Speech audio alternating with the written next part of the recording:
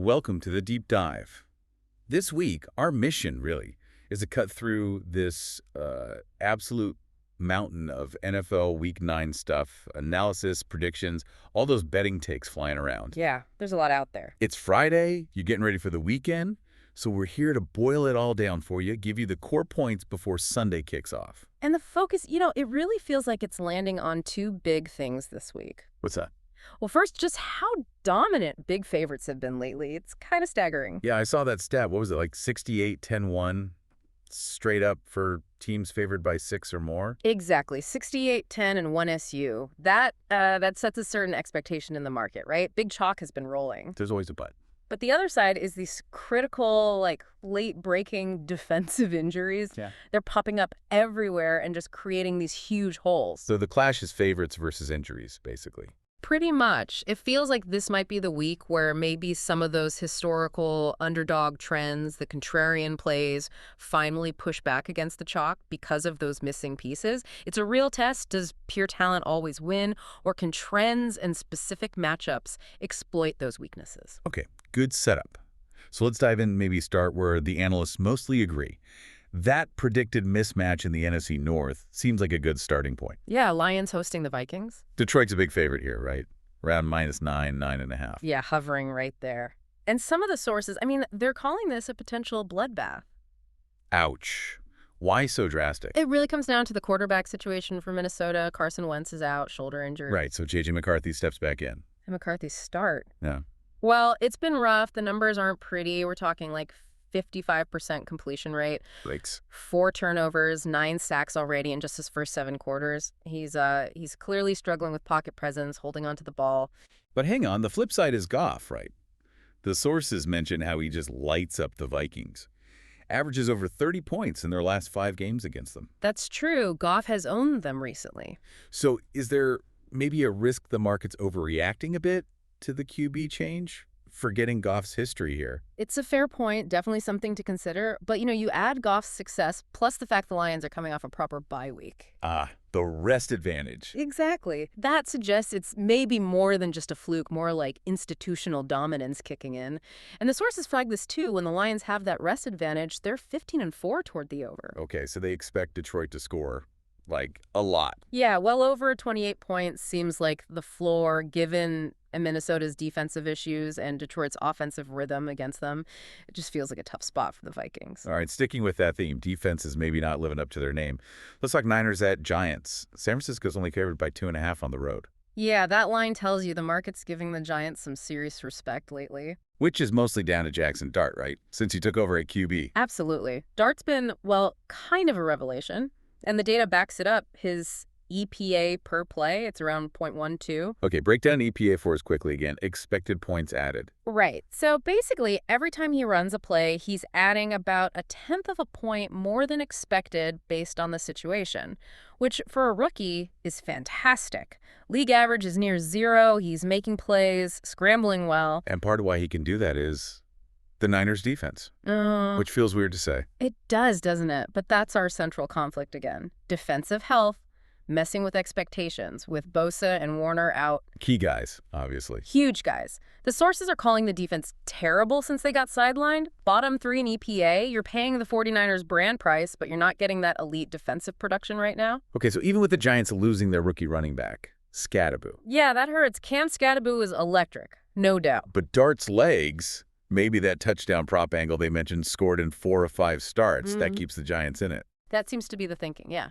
His scrambling ability against this version of the Niners D makes them dangerous, especially getting points at home. Okay, one more quick hit before the big game.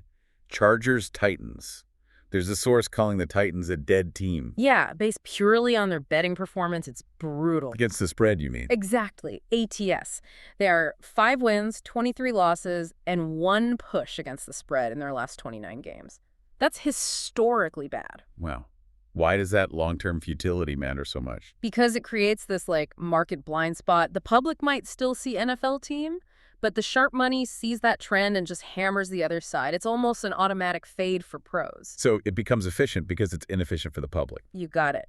And the Chargers, with Harbaugh being 8-3 straight up as a road favorite, They don't really give you any reason to think this is the week Tennessee suddenly turns it around. It's just fading a historically bad ATS team. Okay, let's shift gears. The main event, Chiefs at Bills. Should be Sunday Night Football, honestly. Couldn't agree more. Mahomes versus Allen always delivers. Kansas City's laying 1.5, maybe 2 points on the road.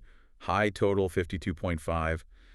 But the story this time seems to be the defense, particularly Buffalo's. Yeah, it's being called the worst the Bills' defense has been for one of these rivalry games. Yeah. And it's specific, the injuries on the interior D-line. Ed Oliver, Daquan Jones. And the rookie TJ Sanders, too. Losing those guys who clog the middle, push the pocket, it really changes things. The Chiefs should find running the ball and hitting those intermediate passes much easier than they usually do against Buffalo. Interesting, though, the sources also say the Bills still get pressure at a really high rate, like top 3, when they are healthy enough. They do, yeah. Their scheme generates pressure. So how does that forced pressure affect Mahomes? We know he's great at scrambling out of trouble. Well, that's exactly why his rushing prop is such a popular angle this week. That pressure forces him to move. Right. He's maybe the best in the league at turning a collapsing pocket into a, 10, 12-yard gain. If the Bills can't finish those pressures because they're thin up front, Mahomes could have a big day with his legs. Boosts those rushing totals. And then there's Allen on the other side. The narrative is always that he saves his running for the biggest games. Does the data actually show that? Oh, absolutely. It's clear as day. His regular season average against the Chiefs is already high, like 10.3 carries. Which is a lot for a QB. It is. But in what the sources define as true big games, and this certainly qualifies, that jumps to 11.5 attempts. Compare that to just 5.2 attempts in, normal games. He absolutely saves his legs for moments like this. That kind of feeds into the whole psychology of this matchup, doesn't it? Does Mahomes just have their number, especially late? The stats kind of suggest maybe. Since 2024, look at this. Bills leading the Chiefs in the fourth quarter. They're 0-2 straight up. He's 0-2. But against every other team when leading in the fourth. 19-0 straight up. Wow. That's a mental hurdle right there. That specific failure to close out Mahomes has to be in the back of their minds. You'd think so. It's definitely baked into this tight spread. Okay, before we leave Chiefs-Bills, one specific prop. Rashee Rice over 6.5 receptions. Why is that getting attention? It's about the type of targets he gets. Kansas City uses him on a lot of short, high-percentage throws, stuff behind the line of scrimmage, almost like extended handoff. So high volume, high catch rate by design. Exactly. It reduces the randomness you get with downfield shots. It's more about scheme execution, which makes analysts feel pretty confident about his volume. Got it. Okay, let's move into some spots where things get a bit muddier. Conflicting signals, maybe? Falcons at Patriots feels like one. For sure. New England's got all the hype right now. 5 straight covers. And Drake May is suddenly drawing Drew Brees comparisons. That seems early. It does, but you can't deny the numbers. Over 2,000 yards, 75% completion through 8 games. He's playing incredibly efficiently. So New England's favored by 5.5. Okay, but the Falcons. There's a betting angle here, right? A huge one. This is a classic bounce-back spot according to historical data. Teams that lose by 14-plus points when they were favored by 7-plus points, like Atlanta last week. Which was a shocker. Huge shocker. Those teams the following week, as road underdogs, are hitting 72.7% against the spread historically. Wait, say that again? 72.7%? 72.7. It's an incredibly strong trend. Where does that come from? Why is it so strong? Well, the sources point to a couple of things. One is just market overreaction. The public sees a blowout, bets against them too hard the next week, making the line favorable. Okay. But maybe more importantly, it's about coaching and motivation. The coach absolutely rips into them after laying an egg like that. There's intense focus, maximum effort demanded the next week, especially against a team they feel they should compete with.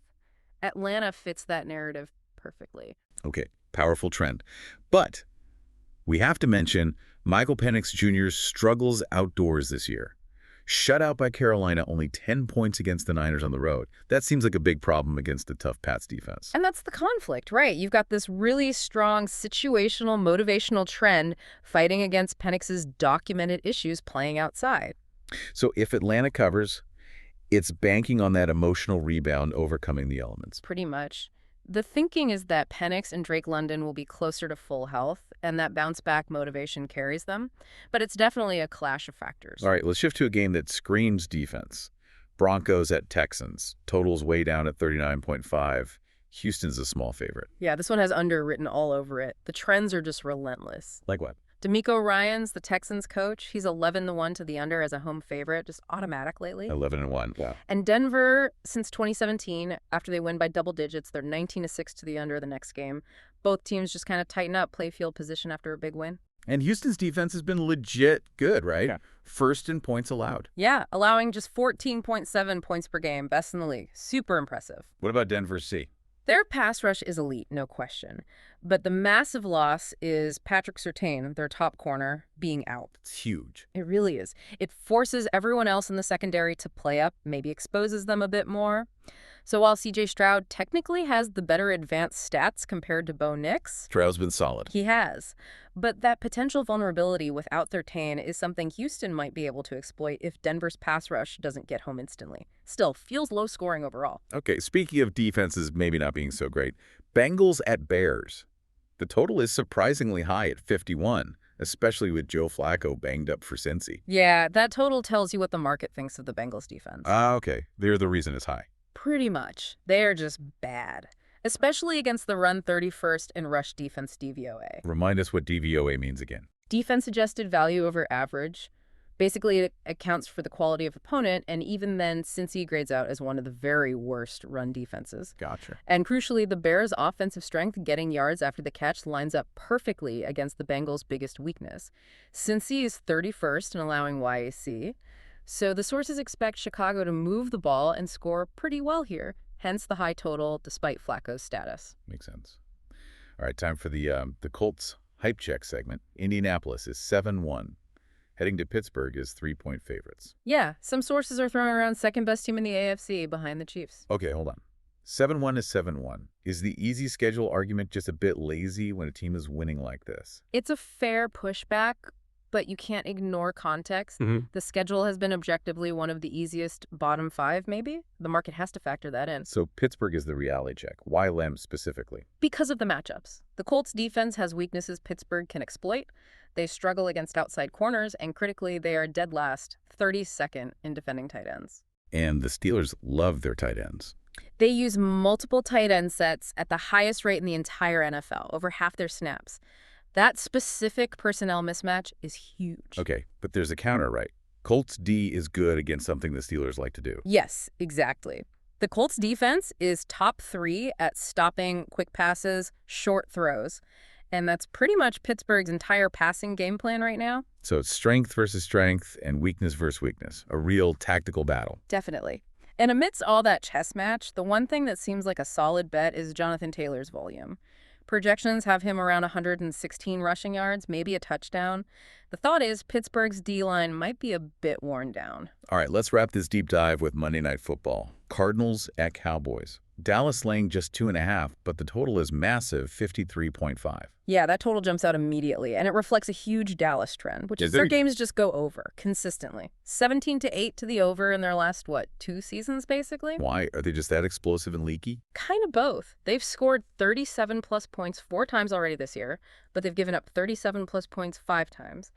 Their defense can be, as one source put it, atrocious at times. Highly volatile team, which fuels overs. Okay, and then there's that wild Kyler Murray stat. Oh, yeah, the AT&T Stadium thing. He's never lost there. High school, college, pros. Is that real? Apparently so. It's one of those amazing anecdotes. Maybe it's psychological, maybe he just likes the turf, who knows. Crazy. But more importantly, from a football perspective, the Dallas defense is kind of the perfect matchup for a mobile QB like Murray. How so? They lead the league in yards allowed to scrambling quarterbacks, given up 220 yards on scrambles alone in 8 games. Wow, that plays right into Murray's strength. Exactly. And it's the same weakness Jackson Dart exposed against them earlier this season. They struggle containing quarterbacks who break the pocket and run. It's a significant defensive flaw against Arizona. Okay, so let's bring it all together. We've covered a ton. Oh. If you had to boil it down, what are the 3 core takeaways for listeners heading into Week 9? Okay, number 1, pay very close attention to those key defensive injuries. Surtain in Denver, Bosa, and Warner for the Niners, that Bills D-line. Those absences are genuinely tilting outcomes more than maybe team reputation is right now. Got it. Injuries matter most. What's 2? Number 2, Keep an eye on these young mobile QBs who are kind of breaking out. Dart, Stroud, even May, with his efficiency. They're exceeding expectations and driving a lot of the betting action in their games. Okay, and number 3, the big conflict we started with. Yeah, number 3 is that central tension. We've seen overwhelming chalk dominance all season, those big favorites winning outright almost every time. The 68-10-1 number. Right. But this week, the sharp money seems to be leaning into very specific, historically strong underdog trends like that Falcons spot. So you, the listener, have to decide. Do you trust the recent dominance of favorites? Or do you bet on those historical correction trends finally hitting, especially with the injury situations? It really does feel like a pivot point week. Does the chalk keep rolling, or do the bounce-back trends finally bite? That's the ultimate test, I think. You have that crazy stat. Favorites to 6+ points are 68-10-1 SU, undeniable. But you also have that 72.7% NTS trend for teams coming off a massive loss as a favorite, like Atlanta. So this Week 9 slate, it really puts that question front and center for you listening. Yeah. Does the overwhelming chalk continue, or do these teams that got embarrassed last week deliver those unexpected high-value bounce-back results? Exactly. You've got the synthesized analysis now. All right, you have the info. Enjoy the games, everyone.